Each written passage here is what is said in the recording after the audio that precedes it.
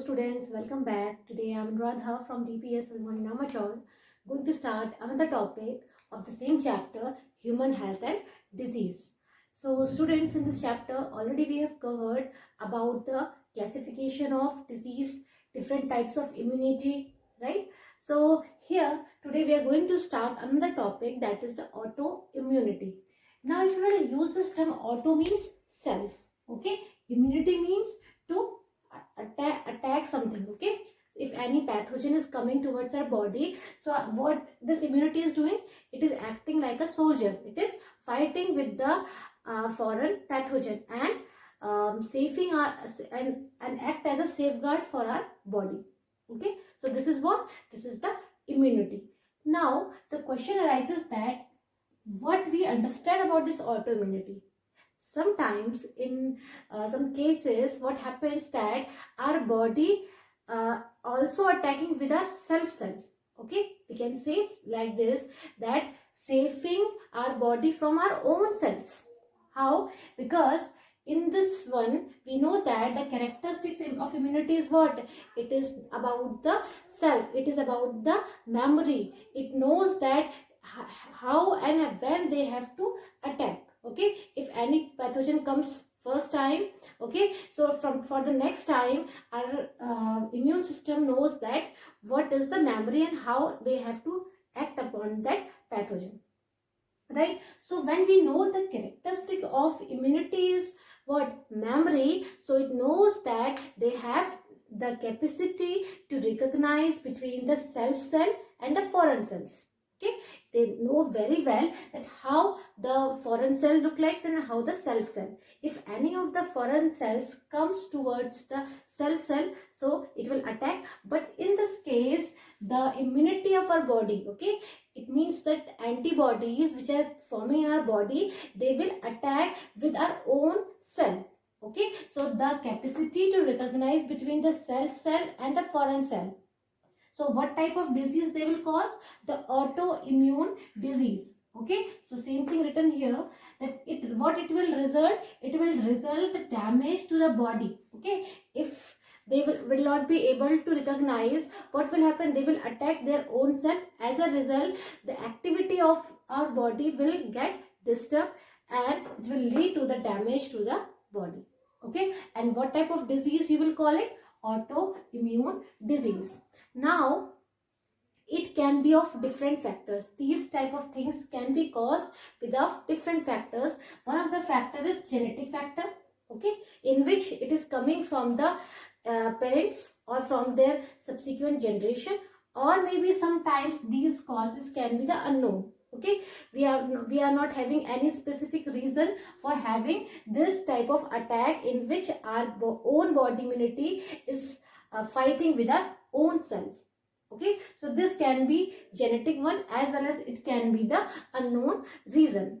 So here one disease which has been quoted in your NCERT, that is rheumatic arthritis, okay? This is one of the autoimmune disease, okay, in which there will be pain in some muscular structure, okay, and there will be some inflammation. So like this, there are some more diseases, right? If you will talk about the type 1 disease, type 1 diabetes, it also comes under the autoimmunity, okay, which is happening inside our body due to the attacking of the self of the body, right here. Now if we'll talk about the immunity, okay, we said that immunity in which our body is helping. So how this immunity and where it can be present? We said that our antibodies helping us, right? So along with this, what are other things which are helping our body to attack of any pathogen? So what type of system you will call here? Immune system. Immune system which is providing a proper system. Like ways we have done the digestive system, circulatory system, respiratory system. So all these system comprises of some of the components, right? So likewise here also our immune system which is present in our body, it composed of what? It is composed of the lymphoid organs, okay? Lymphoid organs are what? In this system comprises of lymph which is present all over our body. So this lymphoid organ are of different types, okay, where lymph is present and it is forming a network like structure in our body. Okay, so out of them we will study that these lymphoid organs can be any tissue or it can be any cell, as well as some of the antibodies already which we have done, which is providing support to our body to fight with the pathogen, right here. So now comes to the lymphoid organ. Lymphoid organ, as I have said, that what is this lymphoid organ? Whatever the origin or the maturation or the proliferation. Okay, so how they are forming. If you will recall the previous session, we have done that B cells as well as T cells. B lymphocytes as well as the T lymphocytes. Two lymphocytes were there. Okay, what was the role of B lymphocytes? To form the, we can say, the B cells in where? In the bone marrow. Okay, and after forming it, it will move towards the where? Into the thymus gland for their maturation, and after that we are getting the antibodies. Those antibodies are attacking with any pathogen. So here also, if we'll talk about this lymphoid organ, so lymphoid organs, we are talking about the how the cells are maturing, because we know that cells of the lymphoid organs are also the part of our immune system. So here, if we'll talk about the cell of the lymphoid system, so what type of cell? B lymphocytes as well as T lymphocytes. B cells as well as the T cells, both what they are doing, they are fighting or they are producing the antibodies. Okay, if we will talk about this bone marrow which is present, the cavity which is present in this bone marrow, what is happening? The B cells are forming here, and for their maturation it is going where? Into the thymus gland, and thymus gland is present where? Into our we can say near the heart or beneath the sternum. Okay, so both of them, they are comprising the B cells as well as the T cells, right? So we can say that we have categorized this lymphoid organ into two parts. What are they? It can be the primary lymphoid organ or it may be the secondary lymphoid organ. Now, what is the meaning of primary? Primary means that where the maturation as well as the origin, or we can say the proliferation, is taking place. Okay, so what is happening? B cells as well as T cells both are forming here. So this is known as primary lymphoid organ. Okay, and after forming and after maturation, when it will move towards or throughout our body through the lymphatic system, it will be the secondary lymphoid organ. Okay, so what is the role of this primary lymphoid organ? To form the B cells as well as T cells, and where it is forming? Bone marrow and the thymus. So we can say both are the primary lymphoid organs, right here. So now comes to the secondary lymphoid organ. When we are talking about the secondary, it means that after forming or after the maturation, okay, after the forming and after the maturation, it will move towards our different systems. Okay, so what can be the role of the secondary lymphoid system? The function of the system is to provide the interaction of this lymphocyte with the antigen. Now we are having prepared lymphocytes. Okay, what we are having? We are having prepared lymphocytes. Now these lymphocytes will interact with antigen where? In this secondary lymphoid organ. In B cells, or we can say in bone marrow as well as in the thymus, there will be no interaction with any of the antigen. Okay, they are just like a factory where there will be production. Okay, and how we are distributing that material to all of the parts, it will come under the secondary lymphoid organ. Okay, so it has to distribute all over it like this. So we can say the function of this organ is what? Interaction of what? Interaction of these lymphocytes with the antigen, as well as here in the secondary organ there will be some differentiation of the lymphocytes. Like if we will talk about the, here they have prepared the lymphocytes, but it will move towards further for forming what? Different types of lymphocytes. We have done cytokine T lymphocytes, we have done helper T cells, okay, we have done different suppressor cells, okay, and T memory cells. Okay, so we are having different types of these we can say we are having different types of T lymphocytes, that is these 4 types, and they are differentiating where into the secondary lymphoid organ, and accordingly they will work upon it. Okay, and here we will understand more the work of T helper cells, which is helping the cells to take help from this cytokine as well as from the B cells. And when there will be interaction of these types of cells, they will provide proper antibodies, a proper defense mechanism from the pathogen. Right here? So on the basis of this thing, we have said that in our body, different secondary lymphoid organs are present. Likewise, spleen, lymph nodes, tonsils, Peyer's patches of small intestine and appendix.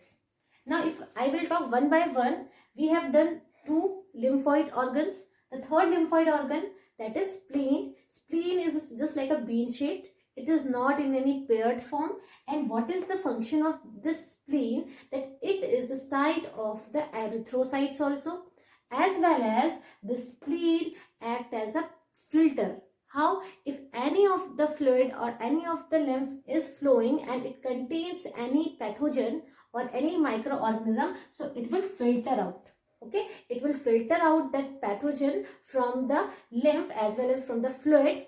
Okay, and as well as all the things like the blood cells as well as the erythrocytes, all they are forming where? In the spleen only. Right? So there is very great function of the spleen, that it is helping our body from any of the pathogen. Okay. Now comes to the lymph nodes. Lymph node is what? Where these lymph are forming some swollen structure. Like if we'll talk about this part, armpit, or in some more part like tonsils, all these consist of what? These consist of the lymphoid organ, and along with this some patches, Peyer's patches, which is present in the small intestine, which help for the proper absorption. And how it is taking place? It is due to what? It is due to this secondary lymphoid organ. And the another one which comes here, that is malt. Malt is what? It is type of tissue. As we have said, this lymphoid organs consist of cells as well as tissue. So this tissue is what? Mucosal associated lymphoid tissue. These types of tissues are forming the lines of different system. Like if we talk about a digestive system, so the lining of the digestive system is composed of this malt. If we talk about the respiratory system, the passage of respiratory part, it composed of this tissue. Okay, if you will talk about the urogenital part, so there also there is malt. So what is the function of this malt? It is forming the mucosa. What it is doing? It is forming the mucosa. It is a fluid like, and when any pathogen enters towards it, what will happen? They will trap it and they will kill it with the help of this mucosa secreted by the lymphoid tissue. Okay, so here we have done that how many types of this lymphoid organs are there, right? And what can be the diseases caused by this autoimmunity, right? So we will move towards the next one, AIDS. Okay, we all know about the full form of this AIDS is acquired immunodeficiency syndrome. Now if we will talk about this full form, what you are observing, that acquired means which we are acquiring. Okay, we have done 2 types of immunity. What are they? Innate as well as acquired. Acquired is what? What we are taking from our environment. So we can say it is the acquired one. But so here immunodeficiency means that our immune system is not able to work properly. Okay, so it is very much efficient. It should not be. And syndrome is what? Syndrome is what? It is a group of symptoms when there will be more than, or there will be so many symptoms appear in any of the disease. What you will call it? It will become the syndrome. Okay, when there will be more symptoms, so it will call the syndrome, right? So in this disease, there will be, we can say, what is happening? The immunity has been deficient. Okay, and due to that there will be so many symptoms, which is known as syndrome. So what is acquired immunodeficiency syndrome? Again, that it is the acquired one, which is we are acquiring, and in this one the immunity of the individual get deficient, and as a result, there will be symptoms in the body. Okay. Now, if we will talk about the causative agent, okay, how it is causing. So, what is that causative agent? It is the virus. And what type of virus? That is a HIV. What is it? Human immunodeficiency virus, which is HIV. Okay. And if you will talk more about this virus comes under which of the family? It comes under the retrovirus. Okay. So, it is one of the member of this family, and that's why we have written HIV belongs to the group of virus, that is the retrovirus, and HIV is one of the retrovirus here. Okay. Now, RNA genome, whenever we are talking about any virus, okay, what we are saying that it is a naked one as well as it contains the single stranded. Okay, so same here, if we will talk about this virus, this is HIV virus. So what it contains? It also contains some genome, whether it is any of the cell, okay, any cell, it contains what?